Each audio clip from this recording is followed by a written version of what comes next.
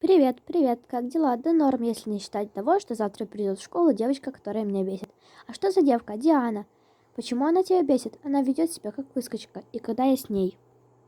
У меня очень плохое настроение, потому что сейчас мама с папой поехали к бабушке в больницу, потому что ей очень плохо, и нужно купить какой-то укол. И я сейчас остаюсь сама дома, но я не знаю, блин, что мне делать. Мне жалко бабушку, потому что она плачет и не знает, что ей делать.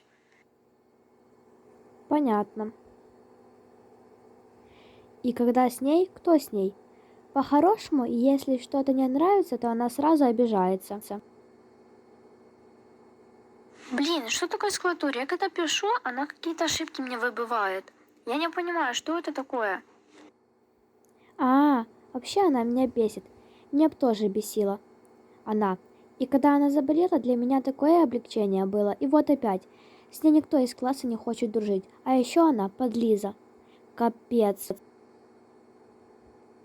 Я вижу, у тебя тоже проблемы с клавиатурой, выбивает неправильно, потому что мне тоже выбивает неправильно, и я не могу нормально что-то написать. И у тебя, я вижу, тоже. Ну да, конечно, это девка какая-то вообще э, непонятная. Ага.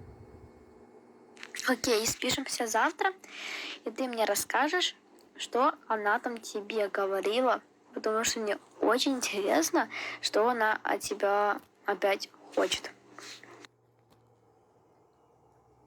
Мне кто-то в окно стучит, но я не вижу. Капец.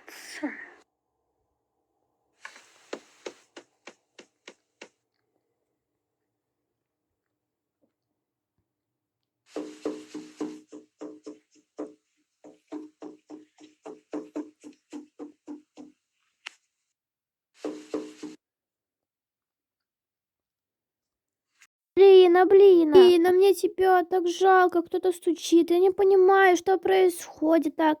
Ангелина, держись, потому что реально очень стрёмно. Ты держи себя в руках, не волнуйся. Знай, все будет хорошо. Только не волнуйся, Ангелина, все будет хорошо. С Богом. И еще смеяться начал.